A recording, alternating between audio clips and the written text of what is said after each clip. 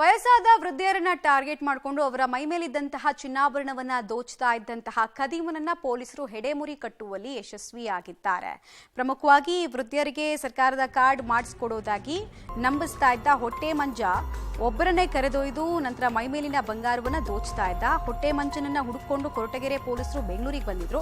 ಸದಾಶಿವನಗರ ಲಿಮಿಟ್ಸ್ನಲ್ಲಿ ಆರೋಪಿ signal cross ಮಾಡುವಾಗ ಪೊಲೀಸರು ಲಾಕ್ ಮಾಡಿದ್ರು. ಈ ವೇಳೆ ಪೊಲೀಸರ ಮೇಲಿನೇ ಹಲ್ಲೆಗೆ ಯತ್ನಿಸಿ ತಪ್ಪಿಸಿಕೊಳ್ಳೋಕೆ ಸ್ಕೂಟರ್ ಚಲಾಯಿಸಿದ್ದ ಆರೋಪಿ ಹೊಟ್ಟೆ ಮಂಜನನ್ನ ಬಿಡದೆ ಪೊಲೀಸರು ಬಂಧಿಸಿದ್ರು. ಈ ವೇಳೆ ವಾಹನ ಸವಾರರಿಂದ ಹೊಟ್ಟೆ ಮಂಜನಿಗೆ ಧರ್ಮದೇಟ್ ಕೂಡ ಬಿತ್ತು. ಕಳ್ಳನನ್ನ ಹಿಡಿಯುವ ಧೈರ್ಯವನ್ನ ಪ್ರದರ್ಶನ ಮಾಡಿದ ಮಹಿಳಾ ಎಎಸ್ಐ ಮಾಯಮ್ಮ ಹಾಗೂ ಹೋಮ್ ಗಾರ್ಡ್ಗೆ ಪ್ರಶಂಸೆ ಸುರಿಮಳೆ ವ್ಯಕ್ತ ಆಗಿದೆ.